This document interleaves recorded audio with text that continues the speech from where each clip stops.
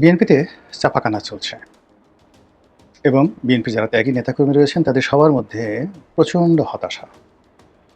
কারো মুখে হাসি নেই, কণ্ঠে শব্দ নেই।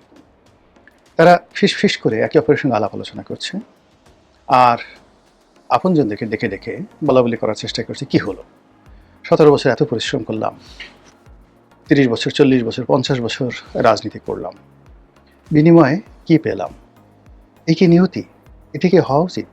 এরকম বক্তব্য অহরহ বিএনপির মধ্যে হচ্ছে।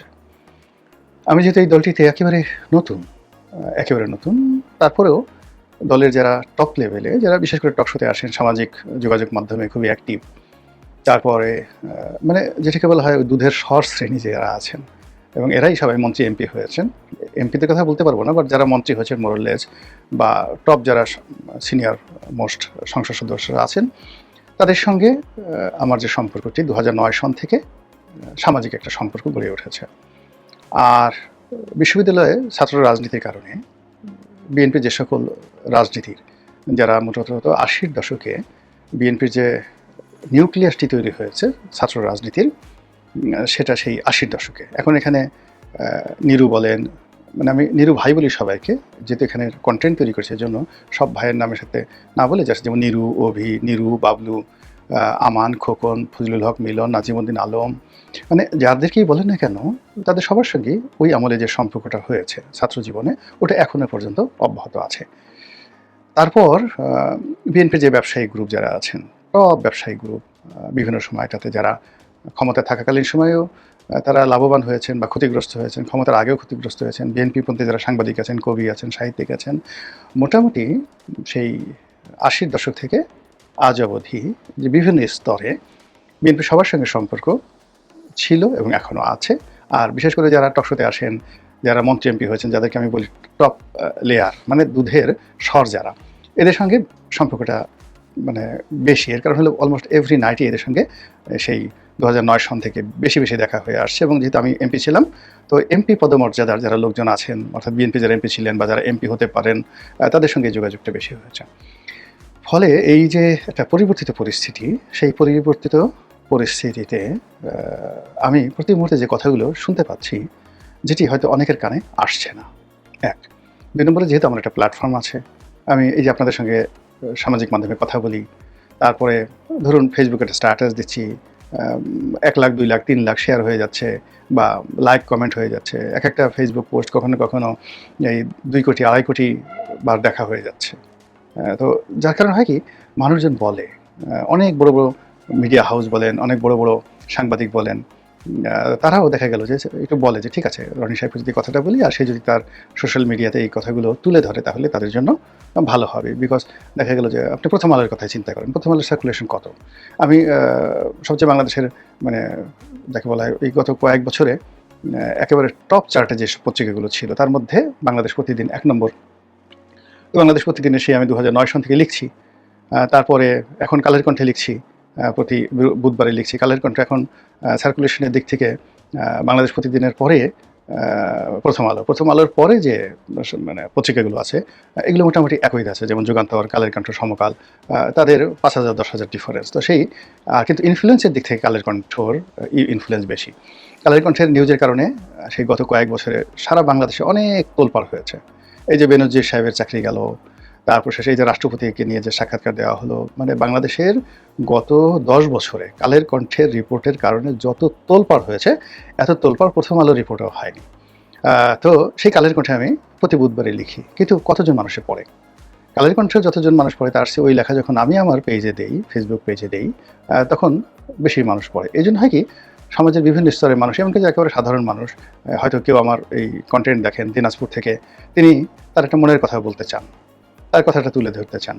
তো একইভাবে বিএনপির লোক, আওয়ামী লীগের লোক, জামাতের লোক, সবাই বলেন। বলার ফলে কী হয়, আমার মধ্যে একটা প্রতিক্রিয়া তৈরি হয়। বিভিন্ন অ্যাঙ্গেল থেকে যখন মানুষের দুঃখের কথাগুলো মানে শুনি, এখানে আরেকটা ব্যাপার উল্লেখযোগ্য হলো, মানুষ কিন্তু আপনার সুখের কথা বলবে না। যারা মন্ত্রী হয়েছেন, যারা খুব আনন্দ পাচ্ছেন, মন্ত্রী হওয়ার পর ভালো বাড়িটা পেয়েছেন।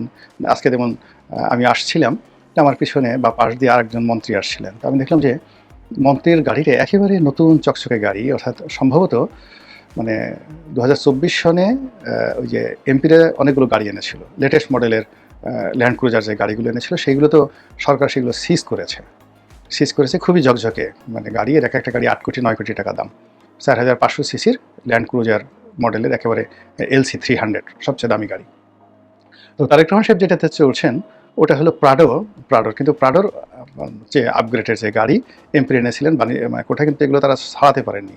তো ওইরকম একটা গাড়িতে চড়ে এক মন্ত্রী মহোদয় যাচ্ছিলেন আমার পাশ দিয়ে। এখন নিঃসন্দেহে ভিতরে যিনি বসা ছিলেন তিনি তো আমাকে চেনেন, আমার গাড়ির তো গ্লাস মানে যাকে বলা হয় একেবারে আমাকে দেখা যায়, মানে আমি কখনো রঙিন গ্লাস নিয়ে বা কোনো টিন্টেড গ্লাসের গাড়িতে চড়ি না, আমার গাড়িতে সবসময় স্বচ্ছ গ্লাস থাকে, সাদা গ্লাস থাকে।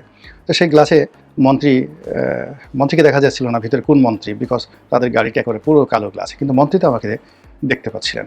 কিন্তু যদি এখন এখানে বিএনপির যে কজনই মন্ত্রী থাকেন না কেন, মোরালে সবার সাথে আমার এমন সম্পর্ক, যদি এই যে লোক গাড়িতে করে গেলেন সে যদি অন্য সময় যাইতো তো অনেক দূর থেকে সে তার গ্লাস নামাতেন, তারপর জোরে একটা ডাক দিতেন, রনি ভাই আসসালামু আলাইকুম, কেমন আছেন। এখানে একটা কথা বলি, এই মন্ত্রী পরিষদে হাতে গোনা 2-1 যেমন টুকু ভাই আছেন, তুমি করে বলেন, এখন আগের থেকে ছাত্রলীগ করতেন, বঙ্গবন্ধু পরিবারের সদস্য সেই সুবাদে। আর মোরালেস কিন্তু সবার সাথে আমার সম্পর্ক কিন্তু আপনি সবাই মানে যত সিনিয়র হন না কেন, ইভেন মঈন খান সাহেবের মতো মানুষও কিন্তু আপনি করে কথা বলেন, আব্দুল আল মিন্টু সাহেবের মতো মানুষ রনি ভাই করে কথা বলেন। তো ওই জন্যই বললাম যে অন্য সময় হলে গ্লাসটা নামানো হতো, তারপরে শেষে ইভেন টুকু ভাই বিদ্যুৎ মন্ত্রী যিনি হয়েছেন তিনিও যদি দেখতেন গাড়ি নামে বলতেন, রনি কেমন আছো ভাই, কোথায় আছো, কেমন আছো, বা রনি ভাই কেমন আছেন, এই কথাগুলো তারা বলতেন। কিন্তু আজকে যেটা দেখলাম সেটা হলো মন্ত্রী মহোদয়ের গ্লাস নামলো না, আমি ওর ভয়ে কোন মন্ত্রী সেদিকে তাকানোর চেষ্টা করলাম না, আমিও স্বাভাবিকভাবে আমার গাড়িতে করে আমি সেই মন্ত্রীপাড়ার ভিতর দিয়ে আসছিলাম। তো এইরকম যে ঘটনা, সেই ঘটনাগুলো কিন্তু ঘটছে।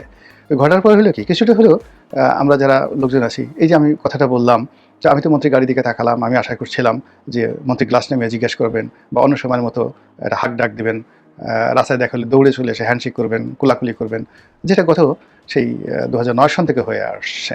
তো আমার সাথে যে জিনিসগুলো হচ্ছে একইভাবে তো বিএনপির যারা ত্যাগী নেতাকর্মী আছেন তাদের সঙ্গে হচ্ছে, তাদের সঙ্গে আরও বেশি হচ্ছে। এখন ধরুন আমানুল্লাহ আমান মন্ত্রী হননি, তারপর খালিল কবির খোকন মন্ত্রী হননি, এরপর গয়েশ্বর বাবু মন্ত্রী হননি, মির্জা আব্বাস মন্ত্রী হননি, আর অন্যদিকে ধরুন ববি হাজ্জাজ মন্ত্রী হয়েছে, এহসানুল হক মিলন মন্ত্রী হয়েছেন, তারপরে শেখ রবিউল মন্ত্রী হয়েছেন, আর অনেকে মন্ত্রী হয়েছেন যাদের নামও হয়তো আমি জানি না। এমনকি তারেক রহমান সাহেবের ওই যে বিএনপির যে বাড়িটা, যে বাড়ির যে লোক মালিক বাড়ির, গুলশানের যে চেয়ারপারসন কার্যালয়, সেই বাড়ির মালিকও মন্ত্রী হয়েছেন, তাও কি গ্রাহায়ণ মন্ত্রী, still I could not remember his name even.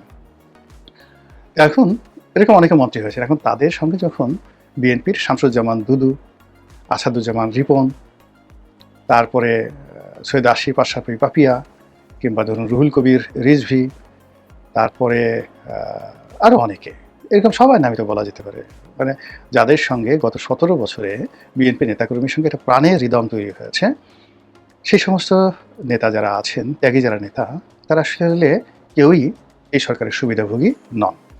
অনেকে মন্ত্রী হয়েছেন, যেমন ধরেন জহিরুদ্দিন স্বপন মন্ত্রী হয়েছেন, তারপর এহসানুল হক মিলন সাহেব মন্ত্রী হয়েছেন, কিন্তু আমার কাছে মনে হচ্ছে না যে তারা স্বাধীনভাবে কোনো কাজ করতে পারছেন বা পারবেন, বরং উঠতে বসতে তারা তাদের প্রতিমন্ত্রী, তাদের উপদেষ্টা, তারপরে তারেক রহমান সাহেবের ঘনিষ্ঠ যে সমস্ত লোকজন আছে তাদের দ্বারা এতটা ডিকটেটেড হবেন, এতটা কন্ট্রোলড হবেন, এতটা ডাইরেক্টেড হবেন, directed, controlled and by influenced, এতটা প্রভাবান্বিত হবেন যে তারা যেটা কু করে শব্দ করবেন, কা করে শব্দ করবেন, উহা করে শব্দ করবেন, সেই জিনিসটা থাকবে না।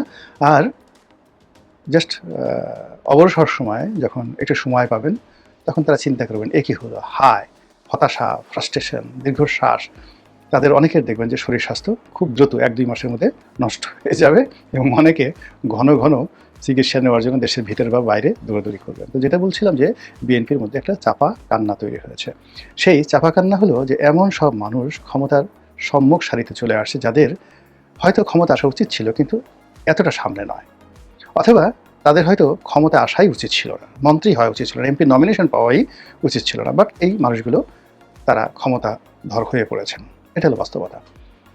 2 নম্বর হলো যে যেই মানুষগুলো আবার ক্ষমতাধর হয়েছেন তাদের মধ্যে কয়েকটা গ্রুপ আছে, সবচেয়ে অভিজাত গ্রুপ, এলিট গ্রুপ, এসএসএফ এর মতো, মানে জাস্ট লাইক দেয়ার পাওয়ার লাইক এসএসএফ, বা ধরুন তারা রয়্যাল মিলিটারির মতো, মানে ব্রিটেনের যে রাজার যে চৌকুশ বাহিনী থাকে, রয়্যাল মিলিটারি, সেই রয়্যাল মিলিটারির মতো যে পাওয়ার যাদের আছে, তাদের কোনো পদ থাকুক, পদবি থাকুক, যা কিছু থাকুক, ডাজ নট ম্যাটার। এখন এদের পাওয়ারটা হলো, তাদের ক্যাটাগরি হলো তারা প্রথমত লন্ডন থেকে এসেছেন, দ্বিতীয়ত হলো তাদের সঙ্গে ভাইয়া, ভাবি অথবা ভাতিজি সম্পর্ক ভালো। ভাতিজি পছন্দ করেন, ভাইয়া পছন্দ করেন, ভাবি পছন্দ করেন। এটা হলো ফার্স্ট ক্যাটাগরি। দ্বিতীয় ক্যাটাগরি এটা হলো যে বাড়ি বগুড়া, বাড়ি সিলেট, মানে জাইমা রহমান, তারেক রহমান সাহেবের পৈতৃক ঠিকানা বগুড়া, আর জাইমা রহমানের নানা বাড়ি, জুবাইদা রহমানের বাপের বাড়ি, জনাব তারেক রহমান সাহেবের শ্বশুর বাড়ি কোথায়? আপনার সিলেট।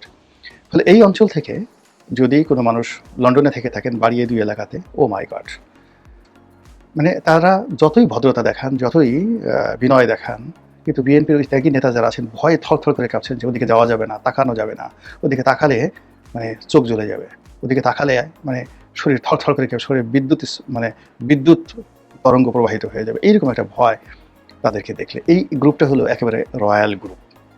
আচ্ছা, দ্বিতীয় আরেকটি গ্রুপ আসছে, এটা আওয়ামী লীগ জামানায় এদেরকে বলা হতো হাইব্রিড, এদেরকে বলা হতো হাইব্রিড, আর এদেরকে বলা হতো কাউয়া গ্রুপ। এখন এরা যে কীভাবে এলো, কেন এলো, কার বদৌলতে এলো, এটা বিএনপির যারা ত্যাগী নেতাকর্মী তারা বুঝতে পারছেন না। হঠাৎ করে মানে বড় একটা মন্ত্রণালয় পেয়ে গেছে, উপদেষ্টা হয়ে গেছে, কিন্তু কীভাবে হলো? এরা তো তারেক রহমান সাহেবের সাথে লন্ডনে এরকম যোগাযোগ ছিল না, এদের বাড়ি বগুড়াও না, এদের বাড়ি সিলেটও না, এদের সঙ্গে ভাইয়ার সাথে, ভাবির সাথে, ভাতিজির সঙ্গে কোনো সম্পর্ক নাই। এমনকি এদের সঙ্গে আরাফাত রহমান কোকর সাহেবের যে স্ত্রী, তারও কোনো যাকে বলা হয় পরিচয় নেই। এখানে তো দেখা গেল যে আরাফাত রহমান কোকর সাহেবের স্ত্রীর সাথে ধরেন 2-4 জনের সম্পর্ক আছে, তাদেরকেও কিন্তু বিএনপির লোকজন পাত্তা দিতে হয়েছে, এতে কোনো সন্দেহ নেই। যেমন বিগত নির্বাচনে মিলন সাহেবকে, এহসানুল হক মিলন, তাকে মনোনয়ন না দিয়ে ওখানে যাকে মনোনয়ন দেওয়া হয়েছিল বলা হয়ে থাকে যে তিনি সেই শর্মিলী রহমানের রিকমেন্ডেড ছিলেন, তিনি ভাইয়াকে বলেছিলেন, অর্থাৎ জনাব তারেক রহমান সাহেবকে রিকোয়েস্ট করেছিলেন, এই জন্য তিনি মনোনয়ন পেয়েছিলেন, এই জন্য এহসানুল হক মিলনকে মনোনয়ন দেওয়া হয়নি। শোনা কথা, বাস্তবতা জানি না। তো এরকম যে গ্রুপটি আসছে, এরকম কোনো কানেকশন নেই, কারোর সাথে কোনো কানেকশন নেই। এই গ্রুপটি হলো কাউয়া গ্রুপ, হাইব্রিড গ্রুপ, এরকম। এরপরে আরেকটা গ্রুপ রয়েছে যারা হলো অতিথি পাখি, মানে কি বলো, মাইগ্রেটেড বার্ড। যেমন আওয়ামী লীগ জামানাতে যাকে বলা হয় এহসানুল হক মিলন ছিলেন, না সরি, আওয়ামী লীগ জামানাতে, সরি, মিলন ভাই আমার খুব ঘনিষ্ঠ বন্ধু, বারবার শুধু মিলন ভাই নাম এসে যায়। সেটা হলো আওয়ামী লীগ জামানাতে ছিলেন ইনু ভাই, হাসানুল হক ইনু। এহসানুল হক মিলন আর এহসানুল হক হাসানুল হক নামে, যেহেতু আমি স্ক্রিপ্ট ছাড়া কথাগুলো বলছি রেডিমেড, তো এহসানুল হক মিলনের পরিবর্তে হাসানুল হক ইনুর নাম চলে আসে, বা ইনুর পরিবর্তে মেননের নাম চলে আসে। এখন আওয়ামী লীগ জামাতে ইনু ভাই ছিলেন, মেনন ভাই ছিলেন, তারপরে শেষে ওই যে আর একজন ছিলেন, আরও বেশ কয়েকজন ছিলেন। তো এদের খুব দাপট ছিল, বিভিন্ন রকম দাপট ছিল। তো এই জন্য এদেরকে দেখে সবাই বলতো সূর্যের চাইতে বালির তাপ বেশি। এই জমানাতে একই অবস্থা হয়েছে। হঠাৎ করে কিছু মাইগ্রেটেড বার্ড চলে আসছে, কেউ হয়তো অন্য দল থেকে আসছে, কেউ নিজের দলবল নিয়ে আসছে, কেউ জোট সঙ্গী হিসেবে আসছে।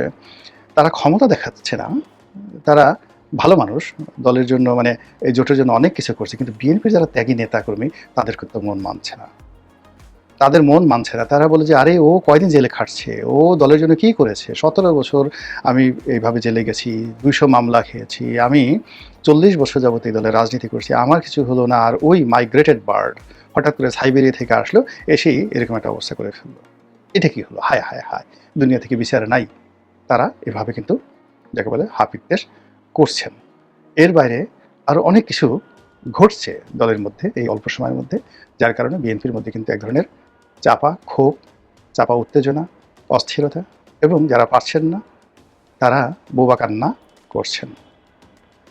এটা রসায়ন কেমন হবে, পরিণতি কেমন হবে, এটা নির্ভর করবে এই যে মন্ত্রী পরিষদ যারা আছেন তারা যদি সবাই সফল হন, সবাই যদি জনাব তারেক রহমান সাহেবের হাতকে শক্তিশালী করেন, এবং সরকার যদি স্থায়ী হয়, তাহলে হয়তো এই যে চাপা ক্ষোভ, চাপা কান্না, এটা কিছুটা হলেও কমে যাবে।